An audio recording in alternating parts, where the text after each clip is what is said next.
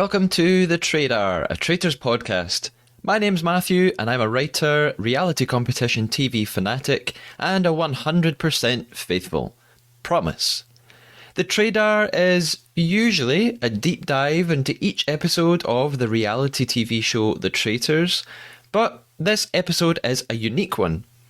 I know I said my last episode on the Traitors US reunion was definitely the last time I would look at the series and that I was leaving it behind now and it was all very sad, but I just couldn't resist dipping back in for some more behind the scenes intel, and I had the perfect person to do it with. I spoke to podcast returnee, Traitors US faithful and Traitors US reunion attendee Amanda Clark, who not only had a great chat with me about the show, but who was ready and willing to lay it all out on the table and answer any question I had about the entire Traitors experience. Get ready, because Amanda does not hold anything back in our conversation. You're going to love this. Here we go.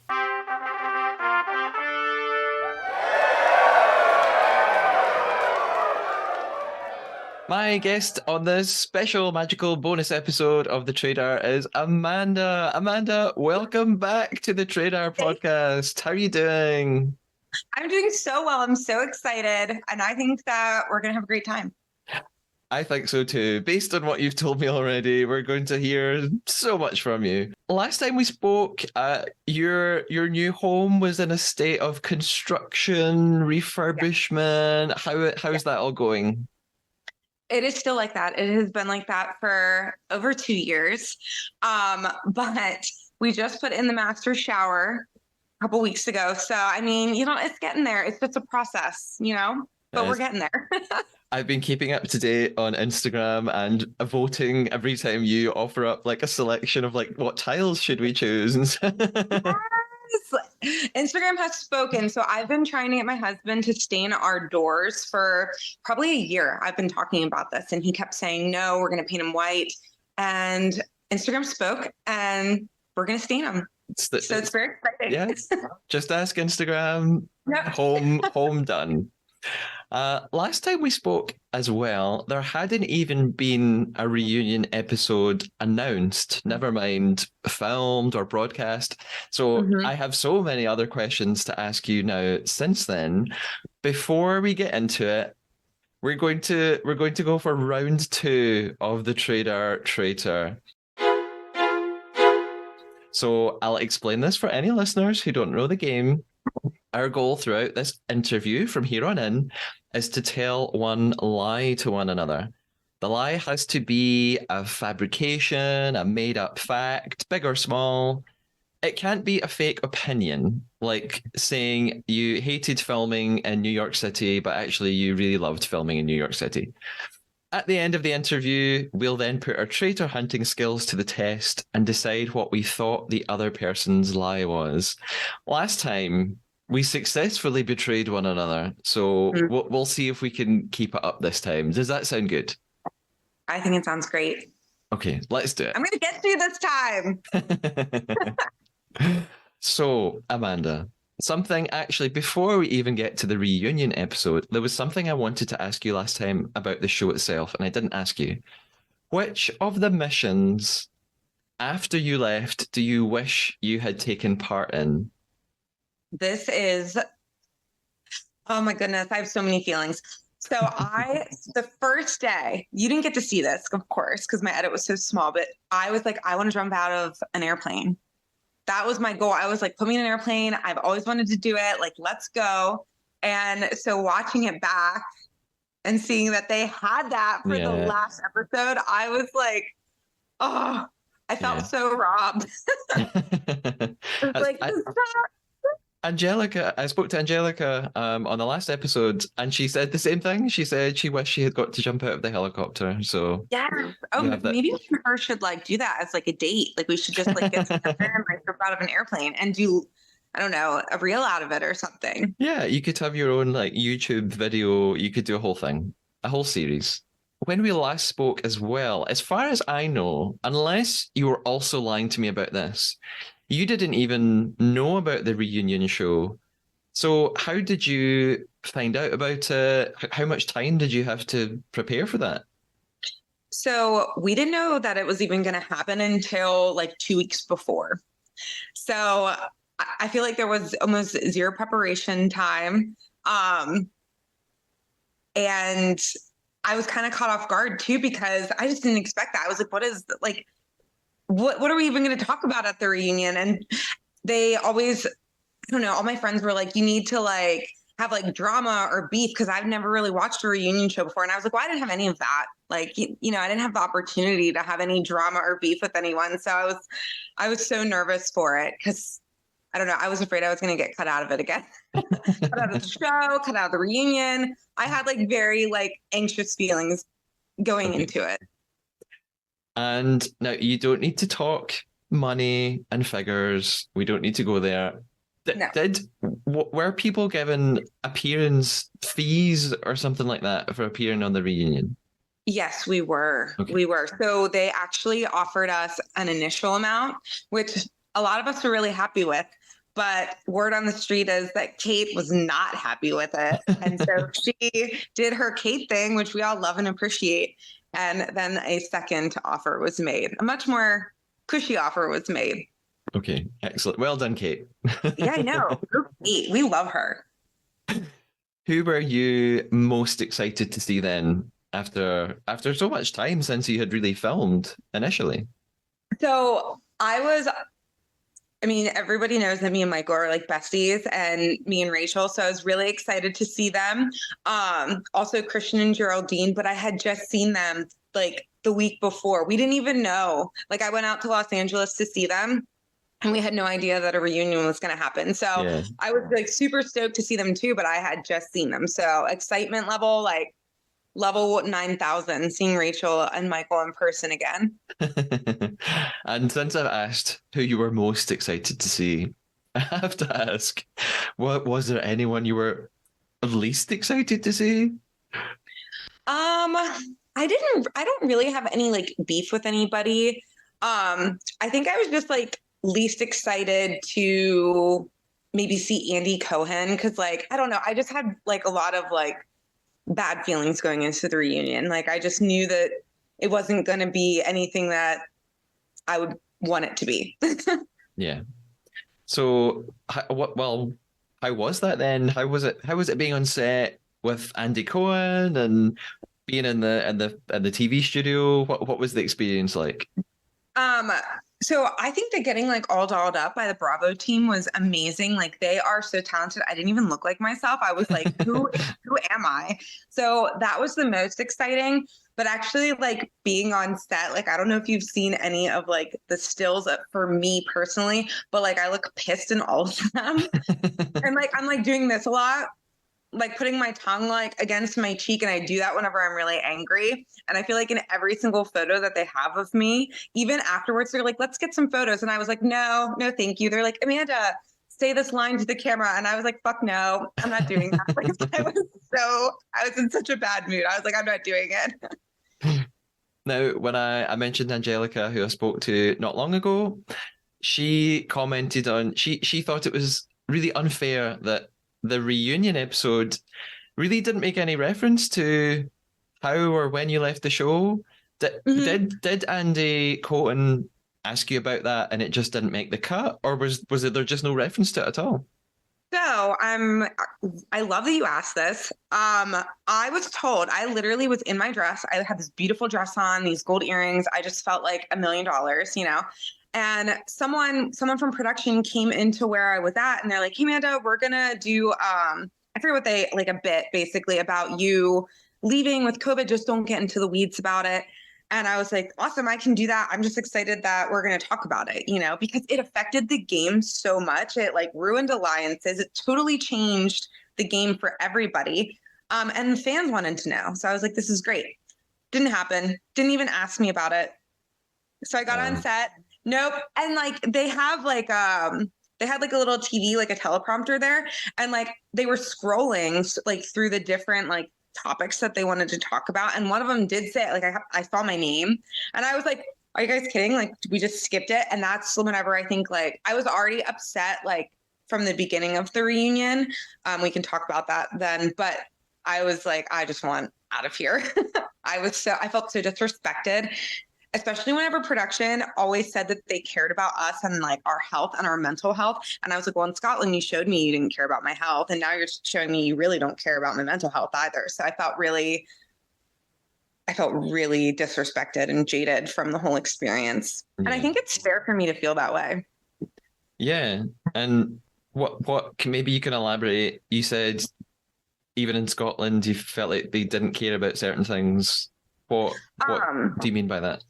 So for me, whenever I arrived in Scotland, I was quarantined for 5 days. And then I was told I was going to be on the show. And then I was allowed on set. So I had all of my, and I was boosted. I had tested those 5 days, and I had quarantined. And then I was going fresh on set. I did not have COVID, right? Yeah. That was not the same for everybody.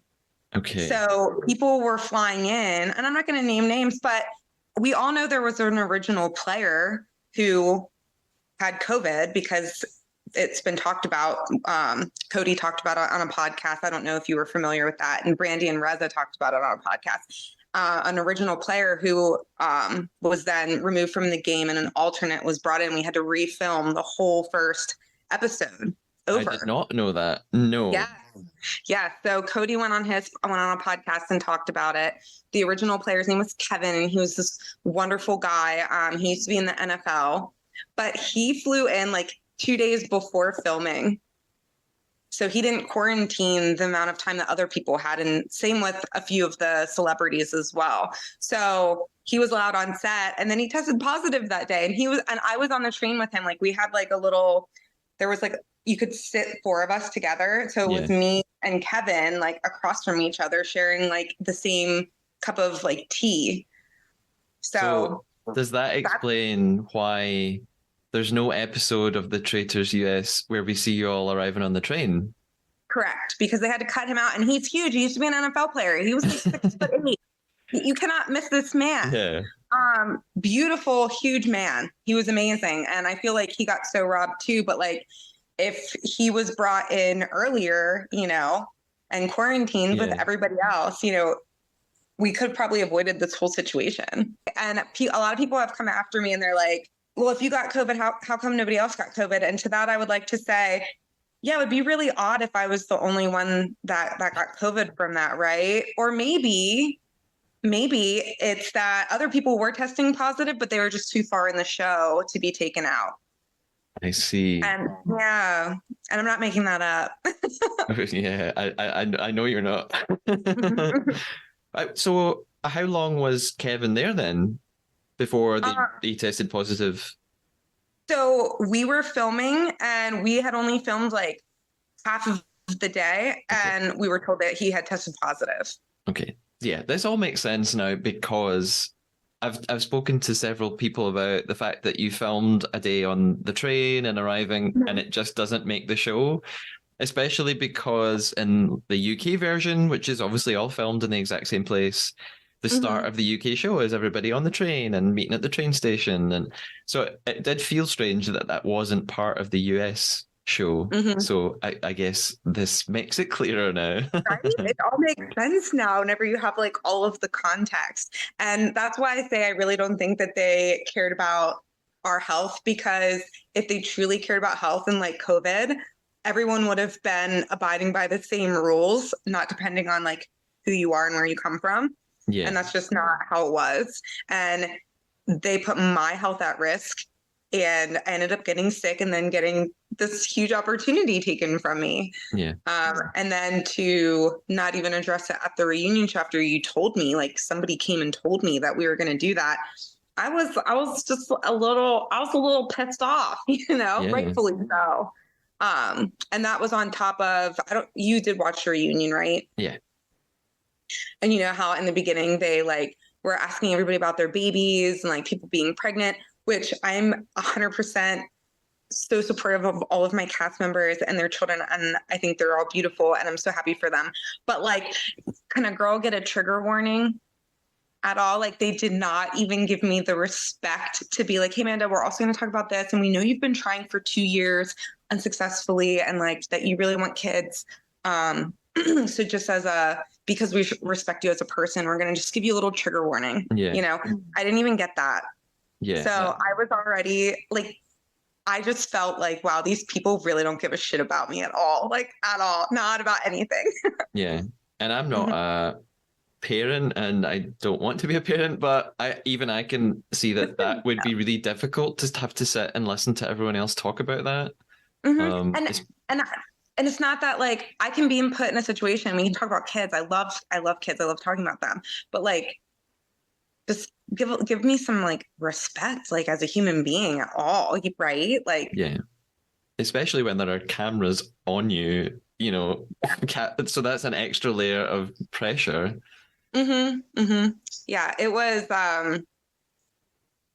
really frustrating. Yeah, I bet.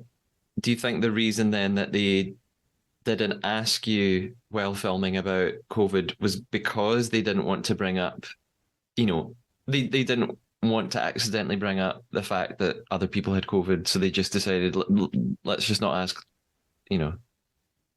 I think that, to be honest with you, like I don't think it's that. I think it's just that they don't really value me or my story. And they don't see me as like an asset. So who cares how I feel, right? So I just feel that's my personal feeling.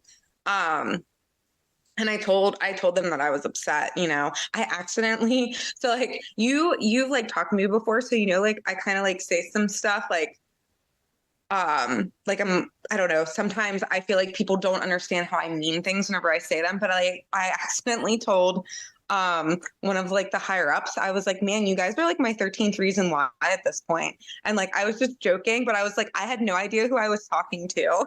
I was like, oh my gosh, they're gonna try and commit me for saying that. But I was just so like emotional and so upset by what had happened. Yeah. On top of that, as well as not being asked about why you left the show, was it frustrating that several of the faithfuls essentially weren't given any screen time for the reunion episodes? Was there a lot more filming that was cut? How much work did you get to speak during the filming that just didn't make it to the show? So at the reunion, I was actually the first person to talk. So Andy kind of addressed the group, and I was the first person to speak. A lot of the other normies were speaking. Shelby came out fighting that day. She was amazing, and really tried to have her voice heard. And they just cut all of it, and you got what you got, because I guess that's the storylines that they value. Those are the voices that they value, and they don't value our voice. So they just act like we don't exist. Yeah. Which is really frustrating, right? Because like you get this experience and you're like, oh my gosh, this is going to be amazing. And you get so excited, and then you get like treated like that. And it's like so much cognitive dissonance, because you're like, man, I was really excited for the opportunity, but like, is it worth being like trampled on and like not seen as a human being by these people? So it's like a lot of feelings. Yeah. What must be even more frustrating is something that David Bloomberg, who's a previous guest on the podcast. David is a reality TV expert and he has a podcast all about Survivor. He also suggested that it's not as if there were time constraints, because it wasn't on like network TV. It's a streaming service, so they could have made the reunion episode as long as they wanted. So it's not like they could say, oh, we had to cut things out because we just didn't have the time. They could have made it like a 2-hour reunion episode. So. Correct. And that was something that somebody from production said to me whenever I had expressed it. They're like, oh, well, maybe they didn't have time. And they said it to me in the most condescending tone. And I had drank a little bit, and I was like, I'm going to like fist fight this person if I don't get out of here. So I was just like, okay. Yeah. But yeah, so it was really frustrating. And it just, like I said, they just choose whose voice they want to elevate and whose voice they find to be important. And I guess what they think the fans want, but like the fans loved the normies, right? And like wanted to see more of them. So it's just really unfortunate that that they don't value us. Yeah. Or only value some of us, I guess I should say. Yeah. Did anything come up in discussions during the reunion episode that you didn't know about or was a surprise to you? You know, did anyone say anything that you were shocked or surprised by or that you hadn't known anything about? Um, not not that I didn't know anything about just because we've been talking a lot, but something that I was really, I guess, like surprised about and like in the moment I didn't know what to say, but like now looking back on it, I wish I would have said something, but they wouldn't have shown it anyway, I'm sure, was Ari told me that that he wanted to win and give the money to me for my fertility treatments. And he had said that at the reunion. He said that to me and was like, I wanted to pay. I don't know. To be honest with you, I didn't watch the reunion because I was just too jaded. So I'm sure that didn't make air. But and whenever he said it to me, I was like, oh, thank you. But like looking back, I was like, then why did you quit, Ari? Like, I don't want to give Ari shit because he's a great person, but like, then why did you quit? Like, you know, you were right there and nobody else was voting for you. Like, if you truly saw my struggle that I'm going through, and like, honestly, like fertility is very expensive. Why did you quit, brother? Like, Yeah. you know, and I've seen him say in a lot of interviews, well, it was about who needed the money more. Well, if you were fighting on my behalf, I need the money too, honey. You know, so I think that, you know, whenever he said that to me, I was like so appreciative that someone would think about me. But then I was like, wait a second. Then why did you bow out? Like, you should have won for me, Ari, you know? He could have been like my knight in shining armor. It could have been. Yeah. Did you get the impression anyone at the reunion filming wasn't being themselves or wasn't being honest or was being very careful with what they said? I think that a lot of people, okay, not a lot of people. I think that there is, how do I say it? There might be some, I don't want to say animosity, but just like there's still a lot of hurt feelings around the final episode. Yeah. A lot of those hurt feelings are towards Suri. But I also think that it's good for people to be more reserved whenever I don't know how to say this. Hold on. You can cut all this out, right? Yeah. I don't know how I want to hold on. How do I want to say this? I could tell that some people were being a little bit more reserved with how they were approaching Suri. And I think that's probably the best thing for them to do because the Suri fans will come after you. Yeah. And I think they know that. And I think that some people have had that. I know that Andy has been a victim to some of Suri's fans on Twitter. So, Yeah. and people have been very nasty to Andy. And I think if you don't mind, I just kind of want to take this time that like, you know, if anybody listening has any type of feelings or a way that they think about Andy, to just, you know, fuck off. Andy is a beautiful person. And if you met them, you would love them. Yeah.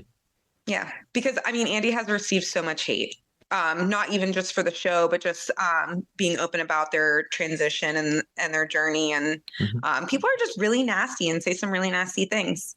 Yeah. And it's what's like really ironic is a lot of, I don't know if backlash is the right word because that implies that somebody's done something wrong, but a lot of people online will say to Andy and Quentin, like, oh, it was just a game, stop getting upset. And that's fine, but if your argument is it's just a game, also then don't go onto their Twitter and like post horrible messages at them. Like Yes. don't say nasty stuff if you think it was just a game and nobody shouldn't be taking it so seriously. Well then also as a viewer, don't take it so seriously. Leave people alone. So yeah, and let them have their feelings, right? Yeah. Now I think that they are entitled to all of the things that they are feeling. And Suri got to clap back too. You know, at the reunion, Suri was like, I don't know you anything. Yeah. You know, so let them have their feelings. They already hashed it out with Suri, and you don't really need to come after people. But People are going to do what they do. People came after me for a lot of things too, so I get it. Why did people come after you?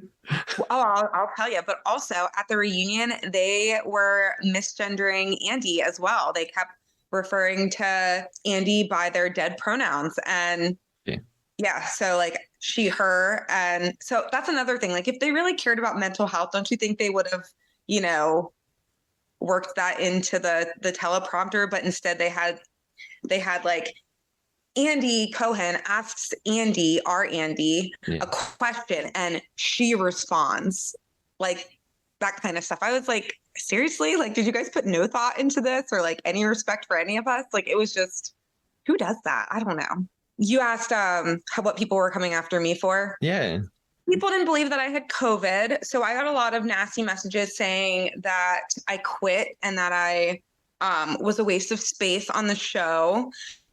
Just because my edit was cut short too. People were saying that I was a floater and that basically I was a waste of space and I should have let somebody else on the show. Like I shouldn't even have applied if I didn't want to play. And I was like, you guys just don't see what I was actually doing. You don't see how hard I was trying to figure out who the traitors were. I thought Shelby was a traitor. I was coming after her hard and you don't see that. And, she wasn't, but she was lying about something and we could all tell. Like we were like, she is shady about something. But it was just that she wasn't a kindergarten teacher. So, and you don't get to see that because, they didn't show much, my edit sucked. But so people were just coming after me saying nasty things. I actually had to block a lot of people on Instagram. Yeah. I just can't fathom that. I can't fathom like why you would spend your time to go onto like someone's social media who you've seen on TV to express some horrible negative I just can't understand the effort of doing that and like what you expect to get out of it. It's just the most unpleasant thing ever. I don't know. But like I could tell that some of them were making like fake accounts. Like I would block them and then I would get and I'm like, this sounds like the same tone of the person I just blocked. And this is a new Instagram account. So like they put a lot of effort into it. Yeah. One person was like, I wish that you would have gotten out because you made racist tweets. Like that's what somebody actually said to me. They're like, the reason that you got out was stupid. I was like, okay, having a communicable disease, that's stupid, I guess. That's terrible. I know. I was like, this is ridiculous. Yeah. The last time I spoke to you, we were being very spoiler free because at that point I hadn't covered every episode in the show and I knew that some listeners wouldn't have seen what happened at the end. But now we can talk spoiler full. We know what happened at the end. No, we know Cerie's the winner. So now I can ask you, what did you think about the finale? What do you think about Cerie as a winner? What was your reaction? So I love that Cerie won because Cerie is a nurse, and I wanted a nurse to win, whether it be me or her. And I still say that if I wouldn't have got out from COVID, a nurse would have won, but it wouldn't have been Cerie. Write that down. But I think that Cerie played the game. She was masterful in it, And something that I've said before is in that game, it's really good to listen, right? Just to listen to everything going on around you. And I love that that's what she did because she played how I would have played, right? She played viciously. And I respect her so much for that. And she deserves every single penny that she has. Yeah. Yeah, I loved it. She was like a ninja. She was a Michael calls her a cerebral assassin, and that's exactly what she was. And you have to respect it. Yeah. So much of the, I guess, so much of the reunion episode, and then so much of the talk online since the show is all about how, Cerie's tactics for winning. Like, was it unfair that she used people's personal connections to gain an advantage? What's your take on it? Do you think there's a wrong way to play the game? No. I don't think that there is, as long as you're like staying within the rules that were provided, which she did. And I have to think about it like this, like on that, being an outsider looking in, you can be like, oh man, that's, that sucks. And I know Quentin and I know Andy and I know their stories, right? But in that game, it's called the Traitors. You're trying to get people to trust you, and then you're gonna backstab them. And that's she did that, and I respect that she did that, and I think she 100% deserved the win. And if I was in her shoes, I would have done the exact same thing. I would have done anything to get that money. Yeah. Now, granted, I'm one of those people that I feel bad after I do something that like I feel is a little unfair. So I probably would have like Venmo'd Quentin and Andy money, and people could be like, no, you wouldn't. I don't know. I think I would. I think I would have. So, Amanda, the end of the reunion episode finishes with Alan alluding to a second season of The Traitors. And it seems like Alan will be back for it. What do you think, if anything, should be changed in the next season of The Traitors? So hopefully they're going to change, the missions and maybe change the rules around just to make the game a little bit more interesting. But my hope is, as someone being, someone who was a contestant, I hope that they change their COVID policy.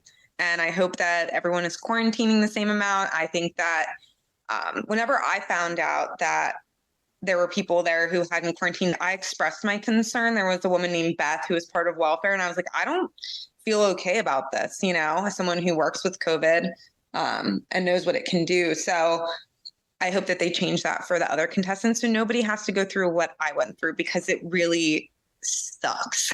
Yeah. And I know I'm jumping back a little bit because we talked about this earlier, but it did make sense to me when we first spoke and you talked about how you had COVID and you had to leave.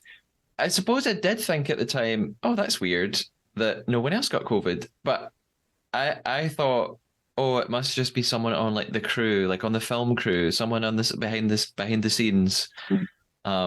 But I guess as you're saying, that's maybe not really the case. It was we're talking about cast as well as crew, I guess. Yeah. Now, my understanding is that some of the crew members did get it as well, but I don't know. That was just kind of alluded. That wasn't 100%, confirmed. Okay. Now that I'm assuming everyone listening to this podcast has seen the whole show. They've seen the reunion. They probably are a fan, and that's why they're listening. Now you've spilled a lot of tea already. What is one thing that you think would maybe blow people's minds, or one thing doesn't have to blow people's minds, but one thing that would be surprising to viewers, or something that we probably don't know about that you could tell us? Oh, something that you don't know about that I can tell you. Yeah, I already spilled so much tea. It could be about the reunion, the main show, filming. I feel like this kind of goes back to something that they could change too, right? Is whenever we were driving to the castle from our lodgings, we were told like no gameplay, right? That wasn't really enforced. So there were so many off-screen conversations that happened that you didn't get to see, and like alliances formed and like bonds that happened that you didn't get to see. And I would even say to people, I'm like, maybe we should just like save this for the show, but looking back on it, it's like, if I was a traitor, I could have easily been like, if Michael and I were together, I'd been like, hey, I'm a traitor, like let's form an alliance. Nobody would have known, because like they just wouldn't have known. So I just feel like they really need to keep like more tabs on the contestants than they do. Yeah. Oh my gosh, here's one. Rachel snuck out of her hotel room and came to my hotel room. She did. This was actually after like, I think she was already removed from the show though. I think that she had already been banished. but I had stayed because like I had to quarantine because I had COVID. And yeah, I got a knock on the door one day and Rachel like comes in and she's like, I'm like, what are you doing here? And she's like, I snuck out. I'm like, how did you sneak out? And I won't say exactly how she snuck out, but she snuck out. And then they actually came to my room looking for her. And I hid her under my bed. And they're like, have you seen Rachel? And I was like, no, I haven't seen her at all. Why? And they're like, we can't find her. Like she snuck out. And I was like, oh, weird. Ballsy, you know?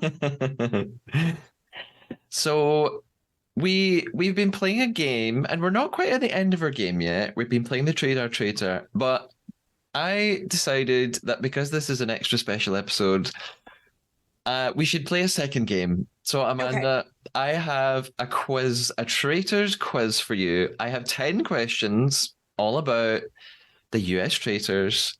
I'm going to put you to the test, check your knowledge. How are you on quizzes? I passed the NCLEX for my nursing license, so I think I'm okay. I can at least get it like a C probably. Okay. Some of them are multiple choice. So, I'm giving you options for some of them. Others, we'll see how it goes. Okay. 10 questions, the Traitors quiz. Here we go.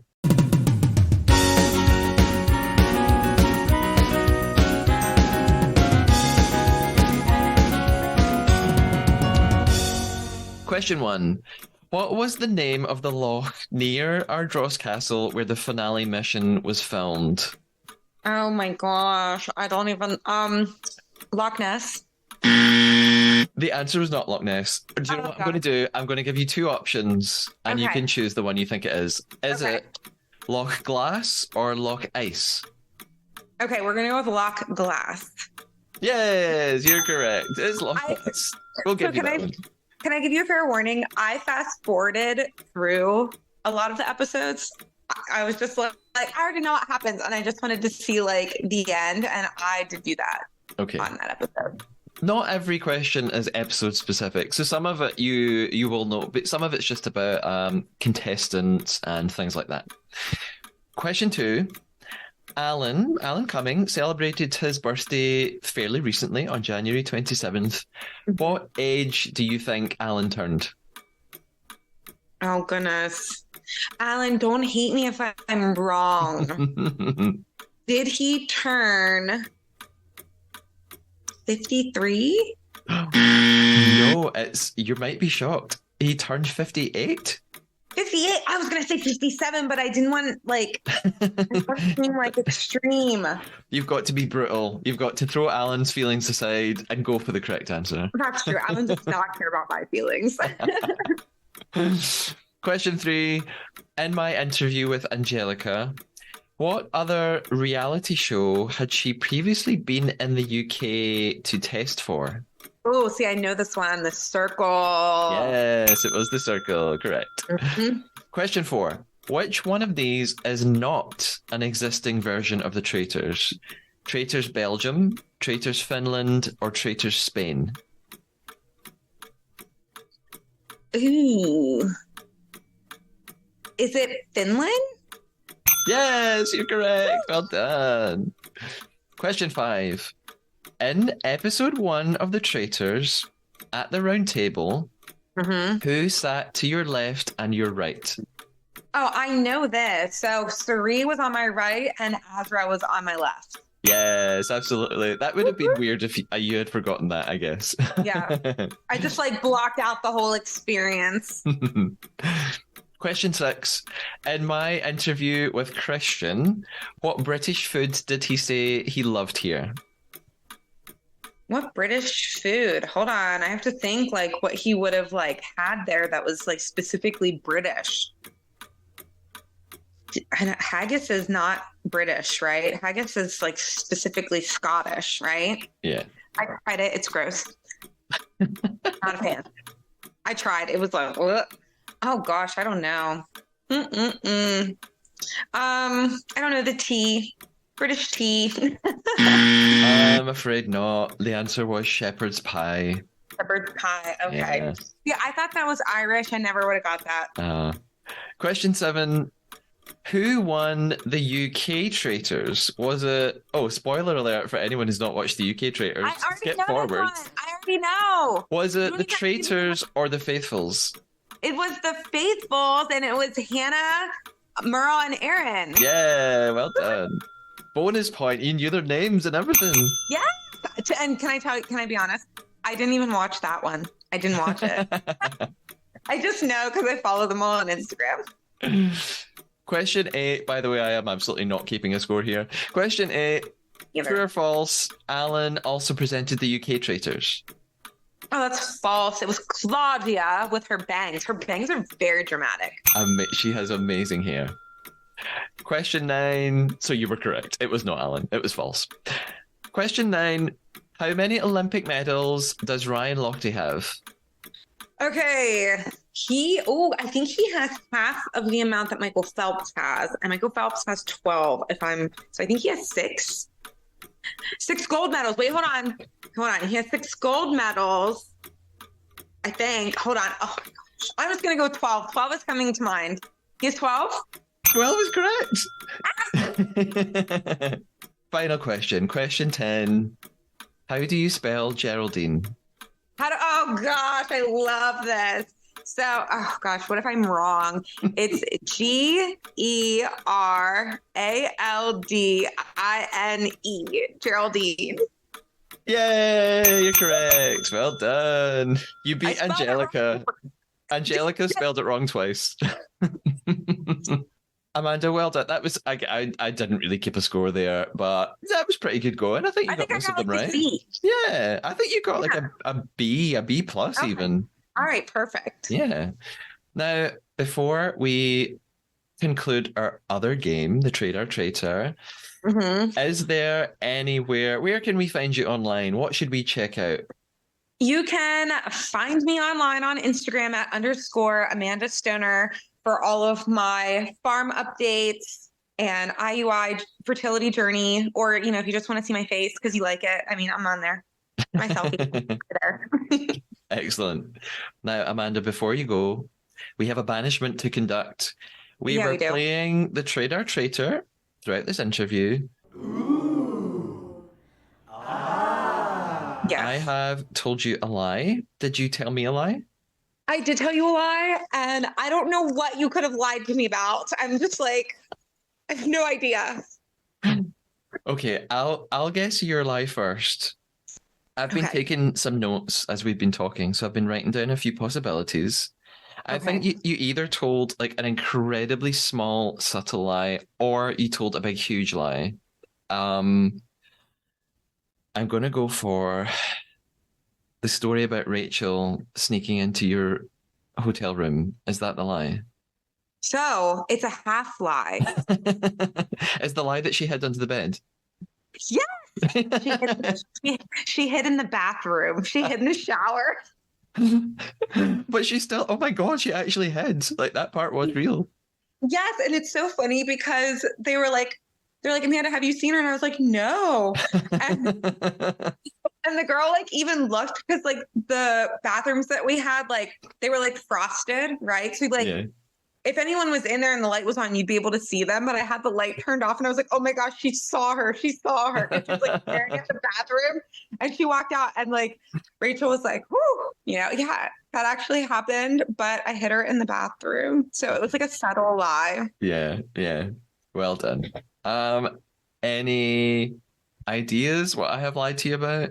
I don't even know what you could have lied to me about other than somebody that you had on your podcast, maybe. Like maybe you lied about his name or lied about having him on the podcast at all. Oh God. No, that was all true. I was very sneaky. I really tricked you because it was one of the answers to the quiz questions. I that was wrong and I pretended it was right. Christian did not say that his favorite British food was shepherd's pie. That was an invention. Yeah. Did he even say that he had a favorite food? He said he likes fish and chips. Okay, yeah. I was literally like, when did he have shepherd's pie? But it must have been on an episode that I wasn't there because we never had shepherd's pie. Yeah, I'm sorry. I made that up. Well, Amanda, thank you so much for joining me again on The Trader. It was so much fun talking to you. You've told us all of the juicy behind the scenes gossip that we could have wanted. I will talk to you soon, I'm sure. Take care. Yes. Goodbye. Bye. Hello again, Trader listeners. How awesome was that? Amanda is so cool and lovely and so honest about her time on the Traitors US. Now, this really is the last episode I'll be recording on the Traitors US Season 1, 100%. However, Season 2 of the podcast is all go, and I'm deep diving into every episode of The Traitors UK, available to stream on BBC iPlayer and Peacock. And there are 12 of those, 2 more than The Traitors US, so check those out. You can keep up to date with the podcast on Instagram at the Trader Podcast or Twitter at the Trader Pod. And a special plea for the final US episode. If you've enjoyed the podcast coverage, please take a little visit to my Ko-fi page online. I research, write, record, edit, deal with the distribution of this podcast all completely by myself. I organise guests and operate the social media accounts. And I do it because I love the show so much and I'm enjoying everything about the podcast. I accept the amount of hours and organisation this all takes. And I'm doing it all for free. In fact, it's costing me money to do it. So if you've been listening in and you want me to keep it up, have a think about visiting ko-fi.com/Matthew Keeley. That's MATTHEWKEELEY. And putting in a wee donation. It's not a subscription or a Patreon or anything like that. It can just be a one-off few pounds or dollars, whatever you think a cup of tea or coffee would cost. I'll put the link in the episode notes on your podcast player. I'll leave you until the next episode of the podcast, when I'll be joined by a brand new guest co-host to talk about episode 7 of The Traitors UK. In the meantime, stay faithful.